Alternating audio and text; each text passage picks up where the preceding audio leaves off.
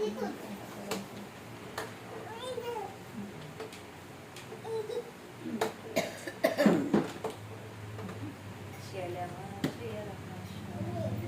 araw, ako ang mahal na ako ang reyna ng langit at lupa. Ako ang ina ng awa. Ako ang unalis. At kayong mga ina na narito sa lipanan ito.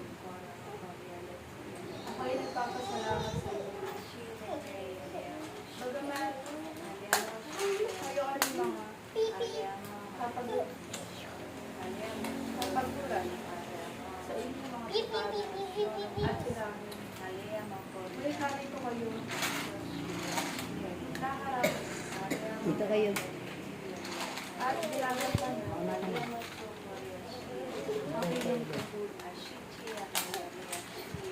Lalo na ang ginagawa nyo sa inyong pag-isip nila na umaharap kayo sa dambana ng na kung saan kayo ay nag-aalay na banal na Santo Rosario.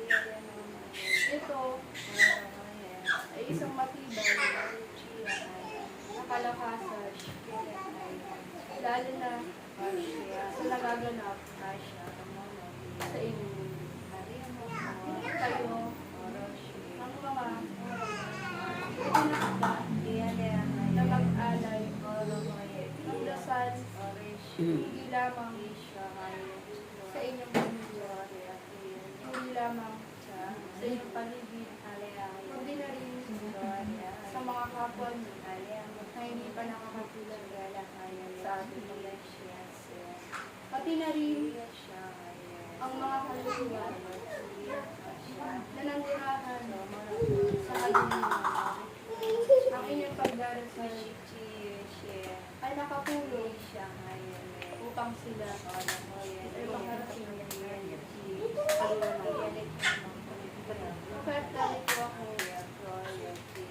ang ina ng Birheng Maria upang magbigay ng isang biyaya sa nais ko na ilahad ninyo ang inyong mga kamay sapagkat ang mga kamay na yan ang mag-isibigay at magtuturo sa mga bagong henerasyon kung paano humarap sa dambana at mag-alay ng Santo Rosario.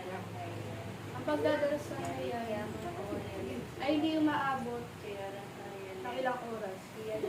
Ngunit sa mga nagmumutawi sa inyong nabis at mga bukal ninyo ay hindi lamang isang tao ang nalilitas niyo. Kaya ibigay ko kayo isang kabanal-banal na basbas mula sa isang lawa na aking pinaroroonan upang bigyan kayo ng kalinisan at ng gabay upang sa mga darating ninyo pagdala kayo. Kaya't aking anak, kayo man ay nasa dapit hapon. Ngunit kayo ay marami na natulungan at naturuan. Kaya't sa mga dekada pa na inyong lalakbayin, nawa palagi ninyong kaalahanan ang mga bagong henerasyon na kung saan ang kanilang mga bagong teknolohiya ay nagtatagal sila doon ng maraming oras. Ngunit paano pa ang pagdarasal na hindi maabot ng oras? Kung kaya dito, ang paalala ko sa inyo na turuan nyo ang mga kabataan na magbigay ng kahit minuto o segundo na magdarasal hindi lamang sa kanilang kagustuhan, kundi na rin sa mga nasa paligid nila at kanilang minamahal. Kahit ako'y nagpapasalamat sapagkat ng aking mata ay tumungo dito. Bagamat siya ay nagkakaroon ng isang matinding kaisipan, ngunit siya muli ay humaharap sa inyo at nais magbalik loob at magdasal kapiling ninyo.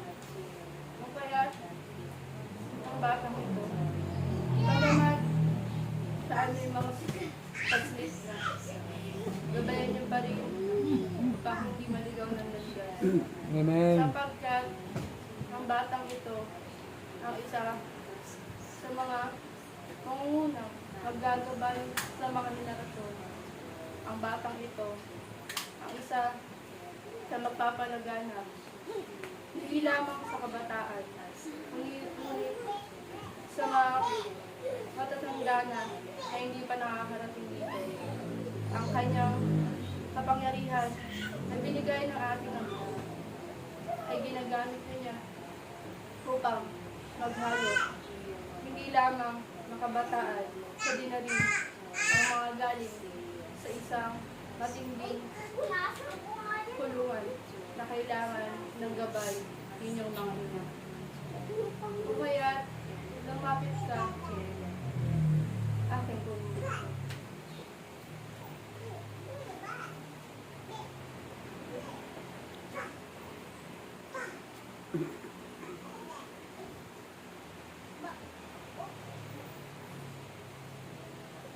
Matagal man ang proseso ng aking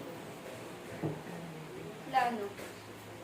Ang planado ko ay matutupad ngayong taon na kung saan kayo ay tutungo sa mga isang lugar na punong-puno ng kasalanan, ang punong-puno ng mga kadiliman na kung saan nawalan na sila ng pag-asa.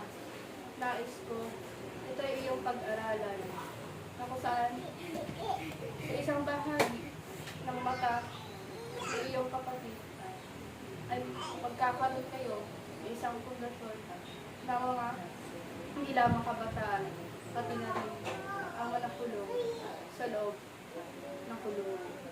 Kaya't akin na nawa ito ay pag-aralan mo rin. Dahil ako ay naawa sa mga kaluluwa na nakulong doon.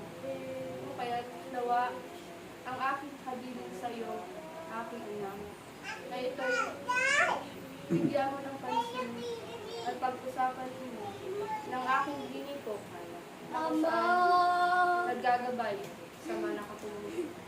Kaya't salamat sa iyo, aking ina.